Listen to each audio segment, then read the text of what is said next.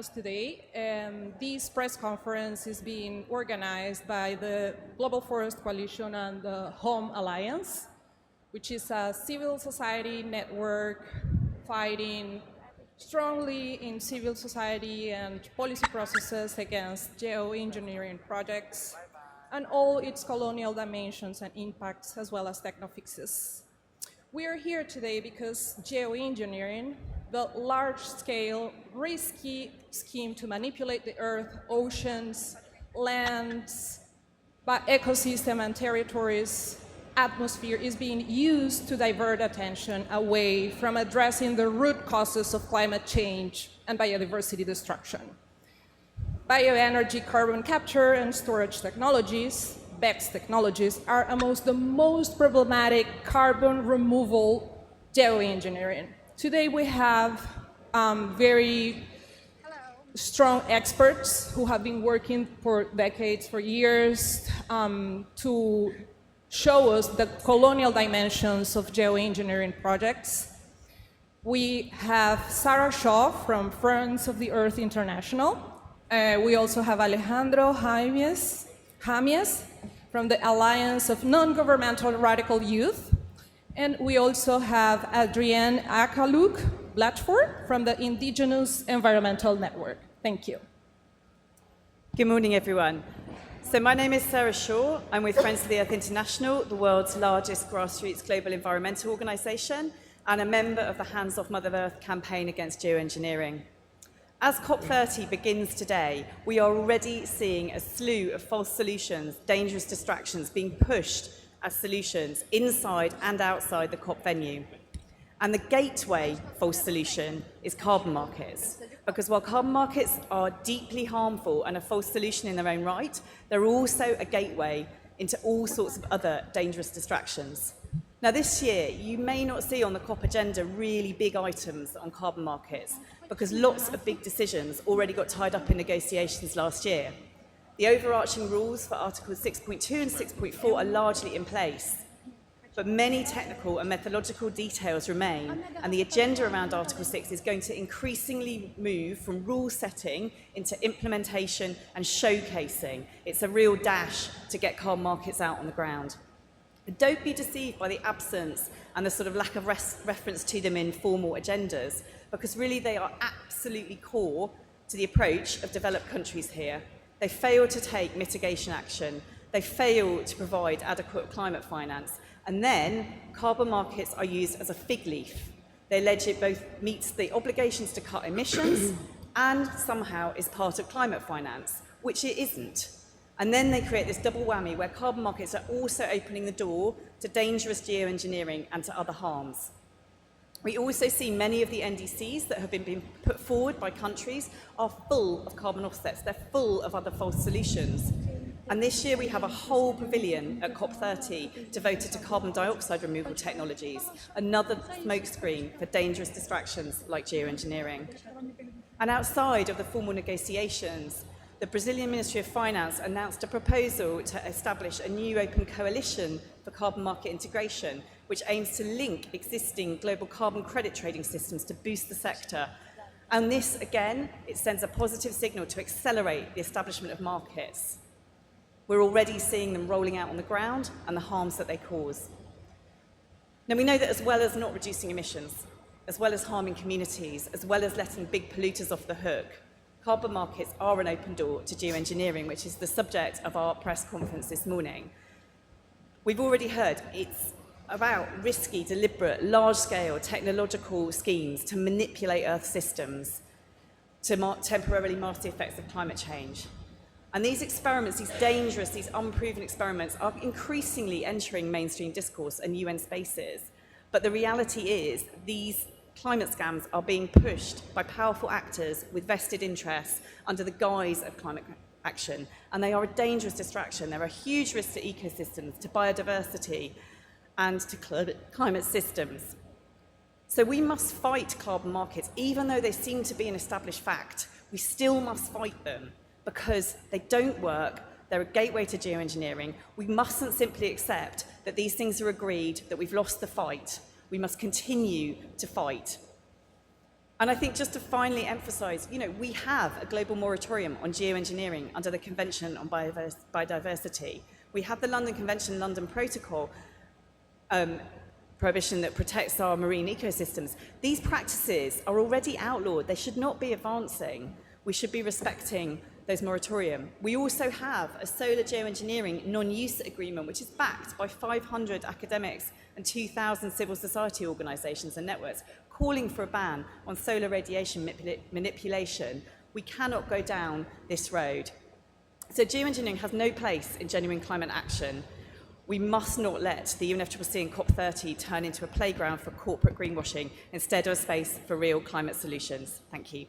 Thank you, Sarah. Indeed, very incredible to see how the policy coherence that is being demanded is not actually there, right? The CBD moratorium should be also embraced in the Paris Agreement. So what's the kind of policy coherence that we want? Adrián, thank you. Hello, everyone. I'm Alejandro. I'm from the Alliance of Non-Governmental Radical Youth as a Latin American coordinator. And so in the Alliance of Non-Governmental Radical Youth, we reject being co-opted by geoengineering proponents because we, young people from the Global South, do not believe that manipulating and controlling nature will save us from this man-made climate crisis. But what do we mean by cooptation? We mean being subject to private sector priorities just for professional experience, reputation, and financial gain, even if these are not the solutions we believe in. As a young early researcher who studies earth science in a public university, I'm constantly pressured and offered to show off for companies and projects that would allow me to accomplish my degree and be a leader in the energy transformation rapidly. But I constantly reject those offers to make my own way. We must be capable of deciding what's best for society and for our dreams, not be driven by the greed of others. That's why I make this call for students and young people who see a future in risky technologies like geoengineering, and those in Africa, Latin America, and other regions who are supporting geoengineering and are here at COP. Even though getting a job and funding for our projects is difficult these days, and even though getting experience and stability looks impossible sometimes, we must always remember that doing research and advocacy for the public good and that complements frontline communities' leadership is way more meaningful than filling our CV with a company's affiliation. As youth, we challenge the way that the market and the global north are deciding how to use our knowledge, because that is essential to building a just transition based on human rights. Technologies like geoengineering and the research behind them offer neither safety nor real opportunities for us to thrive. They only benefit think tanks and institutions far from our realities. If COP30 is truly meant to do things differently and ensure just transition pathways are intersectional, we must say no to geoengineering and its false promises. Thank you, Adrián. Hello? Hello, hello. Hello. Yeah, thank you. Thank you for those contributions from a youth perspective. Yeah, indeed, very important to see what the kind of policies that are being pushed here, right? Despite the fact of the, increasingly body of evidence showing the failure of all of these projects and techno-fixes. Now we will hear from Adrienne Kaluk Blatchford from the International Indigenous Network. Thank you. This is actually Alejandro and I'm Adrian. Yeah, sorry. No, it's okay. This is the things we navigate in these spaces. Before I get started, I do want to do a land acknowledgement and thank the people of Belém and the Indigenous people of Brazil for holding this space for us and for calling their ancestors to this land as we make these decisions through the next couple of weeks. Wanga akalu kungulak miurunga kaya nakay plusi mga angay kang maktaklu Charlie ano ka apo ka makikaklu anak tiyuk asi Jenny Lilu Charlie jinirmiu Good afternoon, everyone, or morning. I'm not sure what time it is even. Still morning. Good morning. I'm Adrienne Akaluk Blatchford. I'm originally from Unalakleet, Alaska, a small coastal village up on the northwest coast of the Bering Sea, right in the heart of the Norton Sound. There's about 700 people in the village I come from. In the Arctic and in the circumpolar north, it is warming 4 times faster than the rest of the world. We are losing our food security, our cultural and traditional connections to the land, water, and atmosphere as industry continues to pollute and fund false climate solutions to allow business as usual. In Alaska alone, this last month, Typhoon Halong caused mass destruction and over 1,500 climate refugees needing shelter and food. Our traditional diets are how we maintain balance with our mental, physical, and spiritual health. Without them, we are truly displaced, not only from our homes, but our way of life. Geoengineering and techno-fixes are a continuation of colonization and an exploitation of Indigenous peoples and their inherent rights to steward the land in a way that creates harmony and balance in our ecosystems that have allowed our peoples to thrive in some of the harshest climates in the world. These projects are presented as last resort, yet we are being put in situations that further harm, and extraction is funded by the petrochemical and critical mineral industries that exploit our already marginalized communities and threatens our way of life, like said. The lack of free and prior informed consent and meaningful consultation is showing the lack of transparency and truth. These are unproven techniques, and history tells we, Indigenous peoples, know best how to steward our lands, our resources, and this is since time immemorial. This isn't something new. This is living history that goes back to where we walk over the ancestors that are beneath us, and where we call on them to lead us.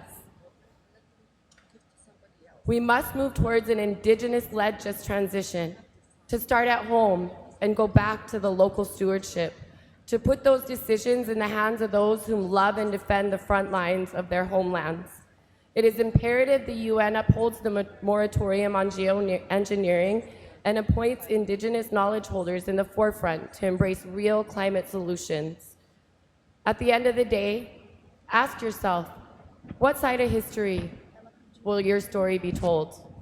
Ask yourself, am I thinking collectively to not sacrifice others for my own benefit? Be good ancestors and allow our children to have a bright future with a healthy home for all. And last but not least, free Palestine. Hoyana. Thank you. We're going to open the door for some questions. We're going to hear from our experts, but before that, I would like to share with you that the Home Alliance will launch a manifesto on December 12th at an event that would be at the People's Embassy for Forests. So if you could check the Home Alliance website and the Global Forest Coalition website and social media, that would be okay, so that you are in line with several of the elements that were included here. And also highlight the efforts and the resistance that Indigenous peoples, and particularly women and local communities, are having to fight geoengineering and techno-fixes. We see that instead of promoting systemic changes within the conventions, the UNFCCC, the CBD, and all the policy processes, we continue seeing the promotion of false solutions, and this is unacceptable.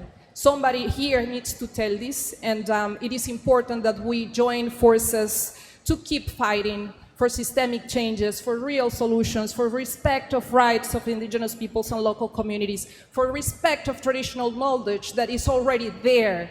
The solutions are already there, and we need to fight to defend them. They are already there. Climate change can be solved with powerful hands from our communities. The floor is open for questions. If you also would like to speak bilaterally with our speakers, we will stay here, but please state your name, the name of your organization, and of course your question. Thank you. Yes?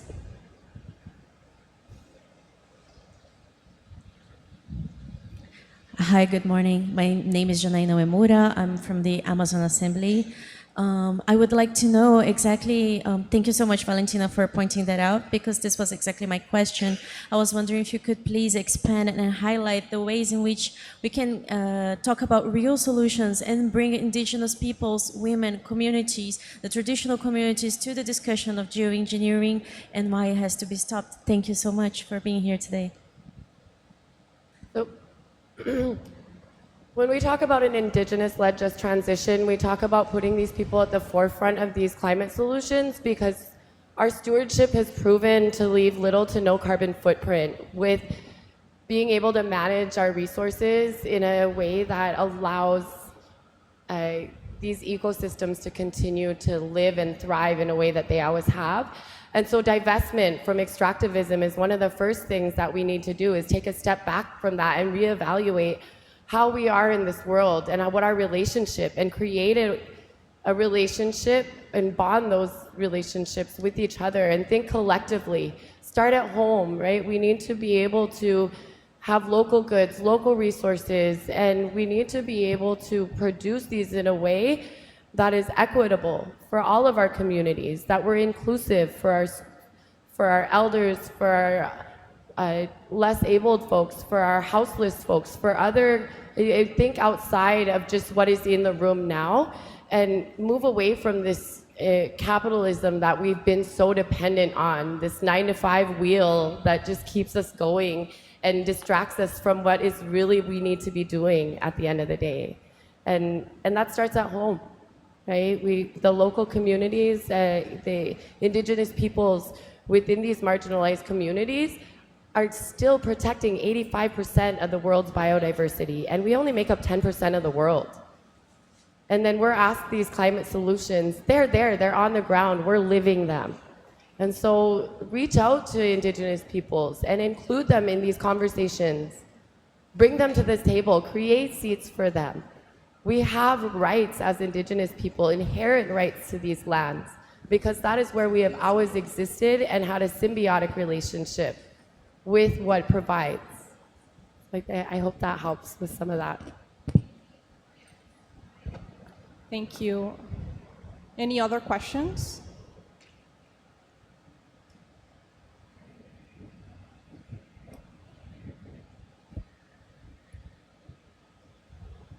All right. We still have a few minutes left, and I was wondering if you could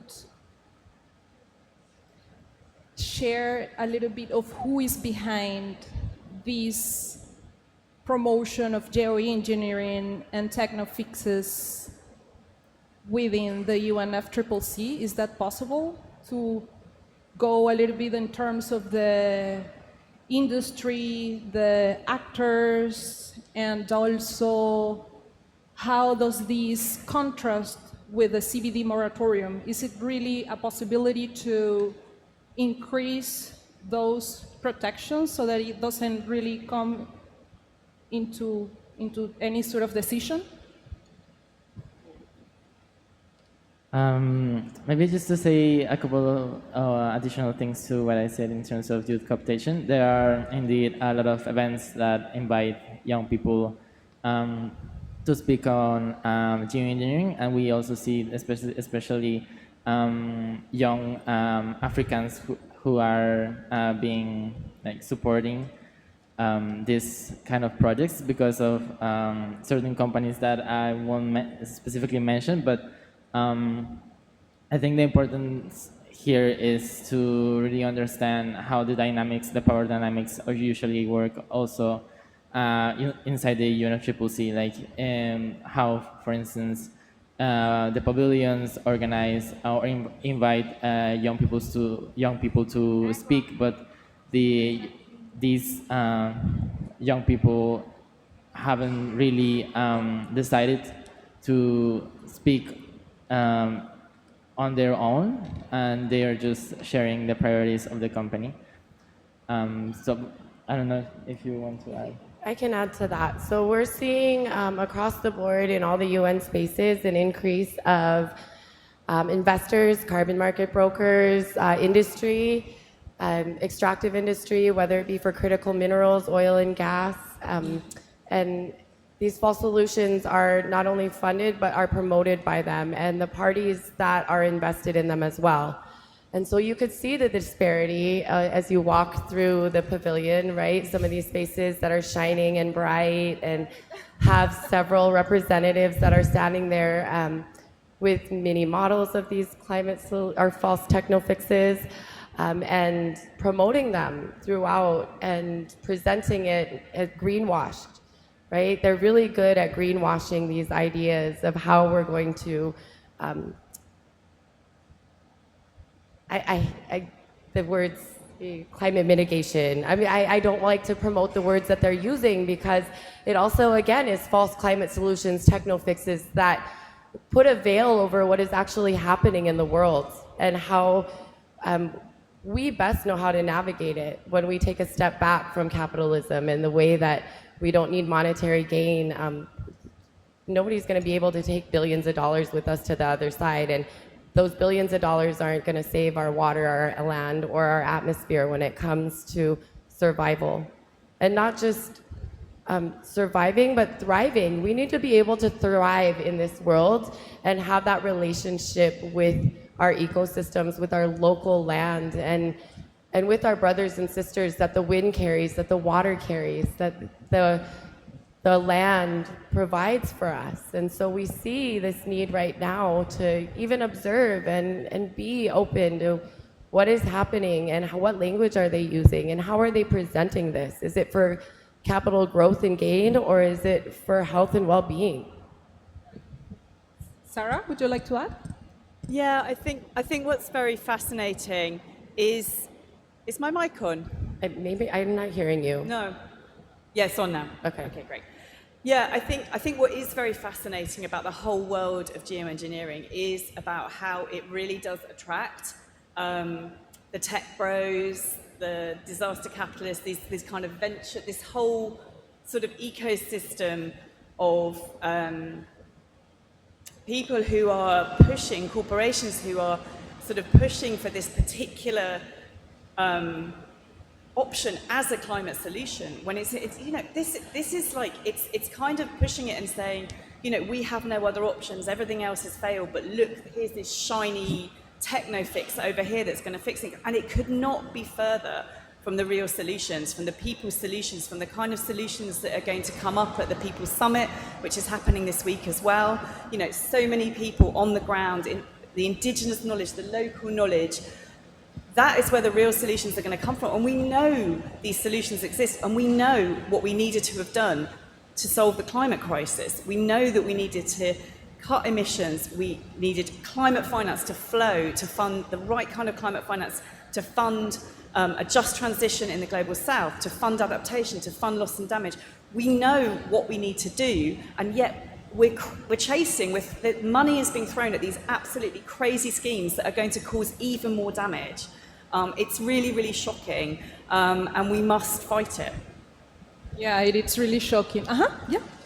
Yeah, just I wanted to add that it's also important to know that not just companies are the promoters, but also universities. So in the context of many of the events, you can also see universities that from the US especially, that are leading on the research on geoengineering. And it would be good to always demand also, if you are part of a university or you have contacts in universities, to revise and change also how research is done and what priorities are on the tables. Yeah, and also the ethical concerns about doing research, right? It's not just about doing research. Like, there has to be some sort of ethical elements that a university should comply with in order to develop and conduct research. We have a few minutes left, and I would really, one question over there.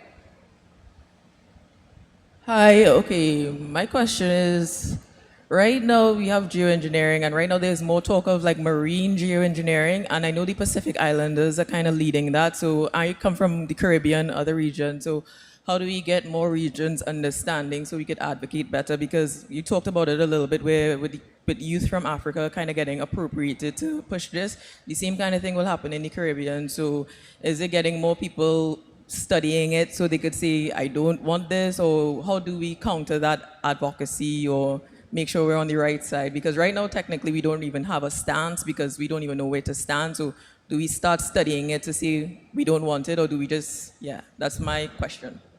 I'll lead that with the answer to that. The amount of resources and manpower that will take to deploy these techno fixes and false solutions far supersedes the amount of resources and manpower it will take to divest and to be good ancestors. And these are being presented in a way that makes it sound like we are creating safeguards and protecting our lands and our way of life, but at the same time, it's at the detriment of other Indigenous peoples or marginalized communities because they're creating sacrifice zones by doing this. And so we're seeing if they are going to be doing a geoengineering project in one part of the world and we're going to create this carbon market, what's going to happen over here where they're extracting and where they're producing? And so it's a risk presentation, and it's very safeguarded with the language that they use and the way that they bring it forward. All right, 3 minutes left. And then maybe if you could briefly share. Oh, someone, yeah, but in 3 minutes, literally. Yeah. Thanks. Thank you very much. Verena from Climate Law and International Context, which is a project between the University of Hamburg and the Universidad de Chile. And I have a question, or maybe I'm just trying to wrap my mind around the following situation. As I come from Germany, and we're having a very populist right-wing discourse going on right now, and honestly, we're living in communities that have been separated from nature and the natural world for decades, not even hundreds of years. So right now, we're not even talking about a green transition, which is obviously not green, but we're even more backsliding. So we really try to get through to these people, but really capitalism has captured us in a very deep way, and it's very, very difficult to get through with different perspectives, especially perspectives from the global south. So I'm just wondering how we can turn around this discourse and really reach the people and help them realize actually that it's not like the highest consumption that you need to be happy, but really kind of different ways to connect with your community and your natural world. Yeah, thank you for your questions. Our speakers will be available to address it bilaterally. And thank you for joining. Thank you for your interest on this important topic. And please join the Home Alliance social media, websites, as well as the Global Forest Coalition social media and website. Thank you. Germany loves films. There's a lot of good films out there.